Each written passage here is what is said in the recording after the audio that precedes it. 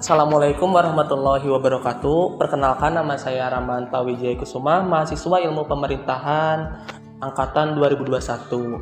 Sebelumnya di sini saya akan mewawancarai Ibu dari KPU Cianjur. Boleh diperkenalkan terlebih dahulu, Ibu? Ya, nama saya Seli Nurdina, Ketua KPU Kabupaten Cianjur. Bolehkah Ibu menceritakan profil KPU Kabupaten Cianjur? KPU Kabupaten Cianjur itu salah satu penyelenggara di tingkatan kabupaten, ya, satuan kerja, ya, di mana ini sistemnya hierarkis. Di KPU itu bersifat hierarkis dari RI, provinsi, kemudian kabupaten kota. Ya, jadi penyelenggara yang sifatnya itu hierarkis. Menurut Eko Prasojo, Pilkada adalah pemilihan langsung kepala daerah yang menjadi konsensus politik nasional, yang merupakan salah satu instrumen penting penyelenggara pemerintahan setelah digulirkannya otonomi daerah di Indonesia. Bisa dijelaskan, Bu, Pilkada menurut Ibu itu seperti apa? Pilkada ya, berarti pemilihan kepala daerah. Kalau Pilkada itu kan sebenarnya kedaulatan rakyat ya, untuk memilih seorang pemimpin atau memilih pemimpin di tingkatan daerah, baik itu tingkatan provinsi maupun tingkatan kabupaten kota, seperti itu, yang dilaksanakan secara langsung dan demokratis. Nah, Bu, lanjut ke pertanyaan selanjutnya juga. Jadi, Bu, mengapa sih, Bu, harus ada pilkada? Pilkada itu sebenarnya penting kan. Pilkada itu kan sebagai salah satu sarana ya untuk adanya rotasi kepemimpinan, ya, di mana rotasi kepemimpinan agar memilih pemimpin-pemimpin yang pada nantinya pemimpin-pemimpin tersebut bisa menjalankan agenda-agenda pemerintahan yang efektif, dan outputnya ujung-ujungnya adalah untuk pembangunan dan kesejahteraan di daerah itu sendiri gitu. Misi sistem pemilu. Yang pertama ada keterwakilan. 1. Keterwakilan bagi seluruh kelompok masyarakat, termasuk kelompok minoritas dan kelompok perempuan dalam lembaga perwakilan. Kedua, keadilan yang berarti bahwa keterwakilan itu merupakan pendekatan cerminan kekuatan, kepentingan, dan politik masyarakat dalam lembaga perwakilan. Tolak ukur keterwakilan adalah perbandingan perolehan suara dengan kursi yang memadai.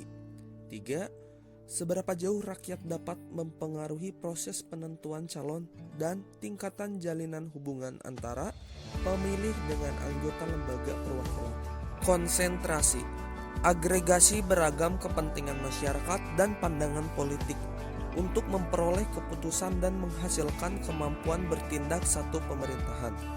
Konsentrasi juga diartikan sebagai pemudahan pembentukan mayoritas dan mendukung pembentukan sistem kepartaian yang mapan. Tolak ukur prestasi konsentrasi suatu pemilu adalah di satu pihak penyusutan jumlah partai yang memperoleh kursi di parlemen, dan di lain pihak pembentukan mayoritas parlemen yang stabil, baik lewat satu partai atau koalisi antar partai. Pemerintahan yang tidak stabil akibat sistem multipartai sering dinilai sebagai masalah. Efektivitas. Sistem pemilu diukur dari apakah sistem pemilu mampu menghasilkan sistem politik yang stabil atau tidak. Partisipasi. Pemberian peluang kepada pemilih untuk menggarisbawahi kehendak politiknya dengan cara dapat memilih partai atau individu.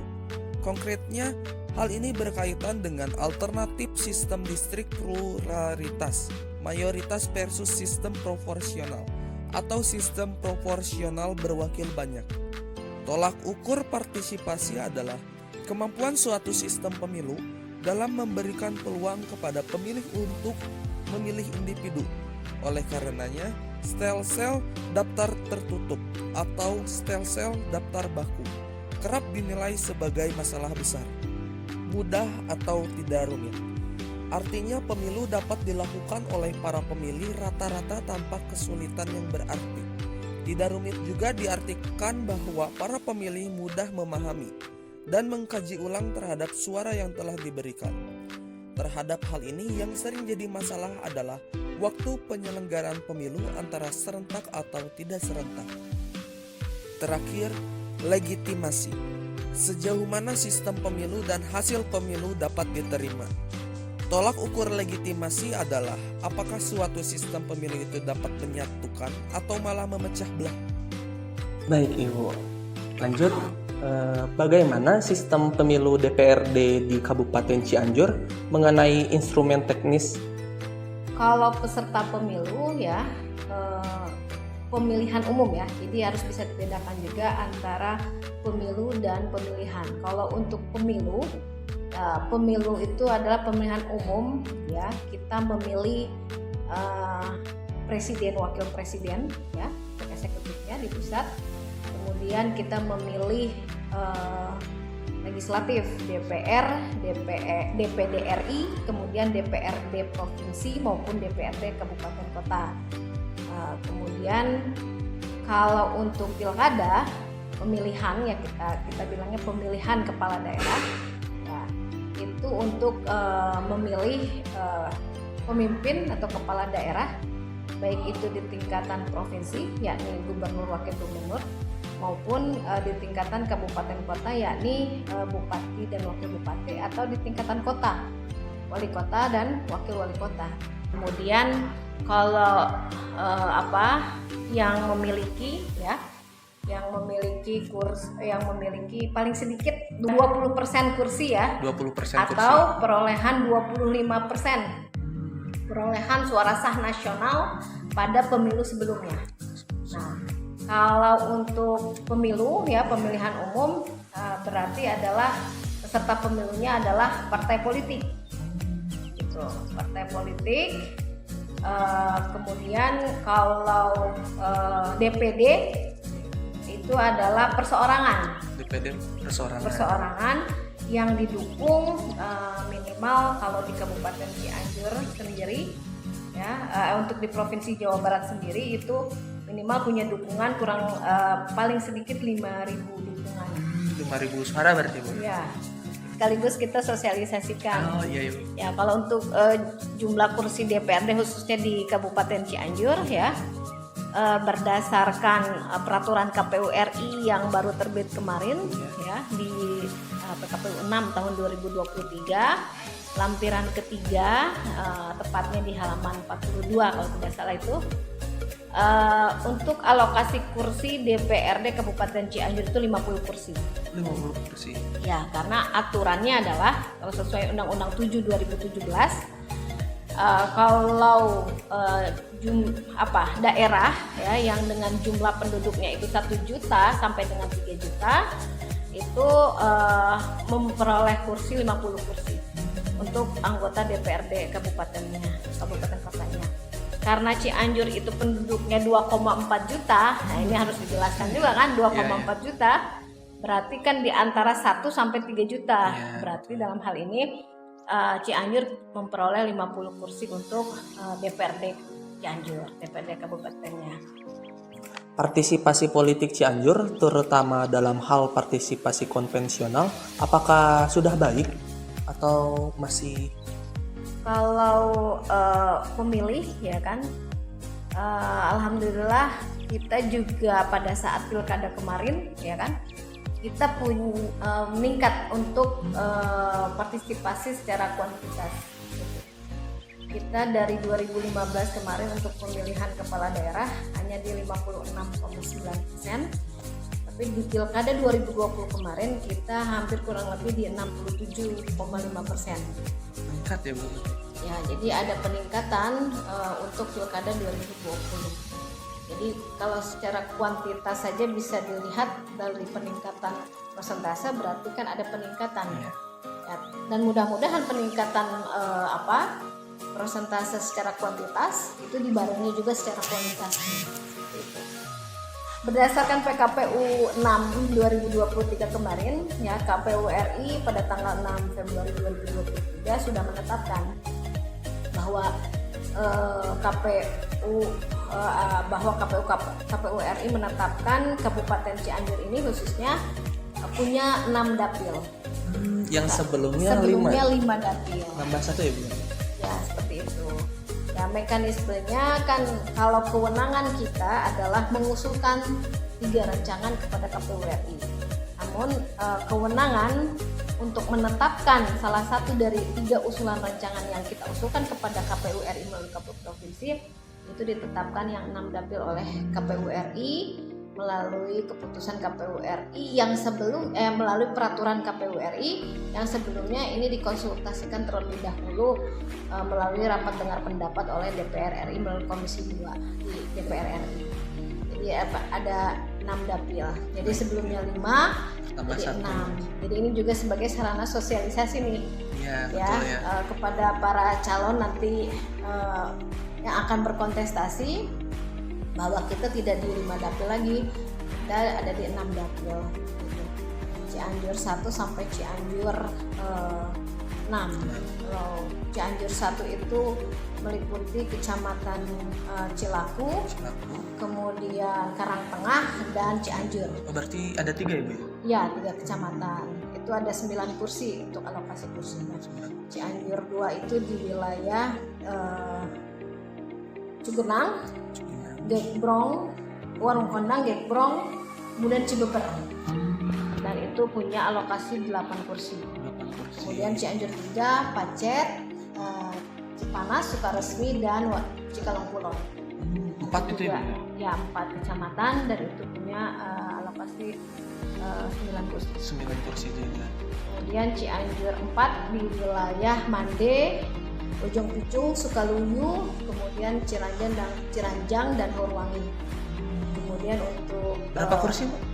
Itu 8 kursi. 8 kursi. 8 kursi. Nah, kemudian yang untuk Cianjur 5. 4 dan 5 dan 6 ya. 5 itu meliputi wilayah Campaka Mulia, kemudian Tanggel ada 8 kalau tidak salah kecamatan. Begitu juga yang dapil 6 itu juga ada 8 kecamatan untuk yang wilayah selatannya. Itu di 8 kursi. 8 kursi. Jadi kalau di total itu seluruhnya ada 50 kursi. 50 kursi. Berarti bisa kita simpulkan dapil 1 9 kursi, dapil 2 8 kursi, dapil 3 9 kursi, dapil 4 8 kursi, dapil 5 dan 6 8 kursi juga. Adakah strategi meningkatkan partisipasi pemula oleh KPU Cianjur sendiri? Ya, untuk peningkatan partisipasi pemilih ya, khususnya pemilih pemula, sebenarnya kita jauh-jauh hari sudah melakukan sosialisasi gitu kan. Tadi sempat ditanyakan oleh teman Kang Rama ya kan, apa sih rutinitas KPU selain daripada menyelenggarakan pemilu maupun pemilihan. Nah, salah satunya itu adalah kita mempunyai agenda sosialisasi ya, untuk peningkatan partisipasi masyarakat, dan salah satu peningkatan masyarakat spesifiknya atau kategorisasinya adalah pemilih pemula gitu. Pemilih pemula ini sebagai subjek kita untuk kita berikan pendidikan pemilih. Nah, kita juga kemarin jauh-jauh hari sudah ada program DP3, Desa Peduli Pemilu Pemilihan. Ya, itu kita adakan di titik-titik yang presentasi tingkat pemilihnya itu kurang, seperti itu. Ya, selain itu juga kita selalu mengekspos kegiatan kita ya terkait dengan kepemiluan dan pemilihan itu di medsos KPU Kabupaten Cianjur. Ya, jadi sosialisasi pendidikan pemilih terutama untuk pemula. Dan juga ada beberapa MOU yang kita laksanakan dengan instansi lain yang memang substansinya adalah bagaimana untuk bisa meningkatkan partisipasi masyarakat khususnya pemilih dan spesifiknya pada pemilih pemula. Pertimbangan dalam memilih pemimpin pemerintahan tuh idealnya menurut Ibu itu kita harus memilih pemimpin yang bagaimana, Bu? Kalau selaku penyelenggara, Iya. Kalau selaku penyelenggara ya saya bisa mengatakan bahwa pilihlah pemimpin untuk pemimpin kita itu dilihat dari visi misinya. Ya, visi misinya yang terbaik yang menurut kita itu kita sepakat dengan visi misi itu dan itu diterapkan, bukan hanya mengubar janji. Itulah pemilih yang kita pilih gitu ya. Itulah pemimpin yang kita pilih. Tapi sebagai saya masyarakat, ya kan? Nah, karena kan berbicara penyelenggara dan saya juga berbicara sebagai masyarakat. Berbicara masyarakat tentunya saya juga punya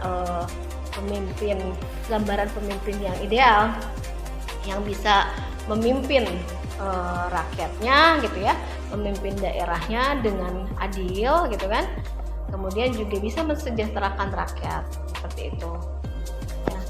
Ya baik, jadi bisa kita simpulkan kita itu kalau harus memilih pemimpin harus lihat dulu ya Bu, visi misinya tuh harus jelas, apakah mereka hanya omong belaka atau sama pelaksanaannya benar gitu ya. Itu. Jadi nanti kalau misalnya kampanye dicatat saja apa janjinya, nanti ketika sudah jadi dan janji-janji itu yang seharusnya dilaksanakan. Apa tanggapan Ibu mengenai sistem pemilihan eksekutif dan legislatif daerah? Nah, menurut Ibu itu apakah konsep desentralisasi ini sudah baik atau masih ada kurangnya gitu Bu? Kalau menurut saya karena ini sudah ditetapkan berdasarkan Undang-Undang Nomor 1 Tahun 2015, kemudian ada perubahannya 2 kali dan sekarang di Undang-Undang 10 Tahun 2016 ada perubahannya lagi karena ada COVID kemarin ya, di Undang-Undang 6 Tahun 2020 kalau tidak salah itu, menurut saya memang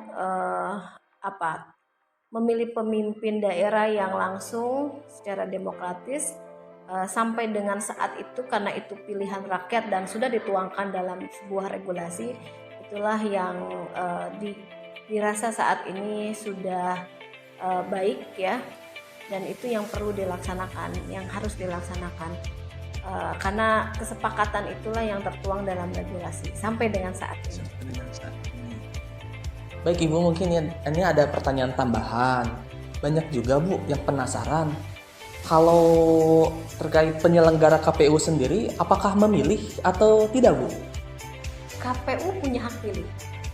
KPU itu bukan seperti TNI ataupun anggota Polri, bukan anggota TNI ataupun anggota Polri yang tidak mempunyai hak pilih. Ya. KPU itu punya hak pilih, ya. Tetapi hak pilih itu harus digunakan di tempat dan waktu yang tepat, yakni di hari pemungutan suara di dalam bilik suara. Jadi tidak bisa atau tidak boleh dikampanyekan, ya.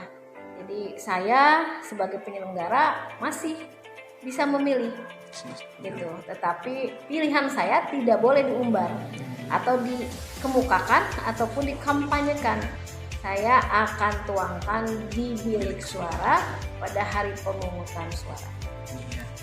Jadi KPU sendiri juga memilih, tidak hanya menjadi penyelenggara. Nah, di sini ada pertanyaan terakhir.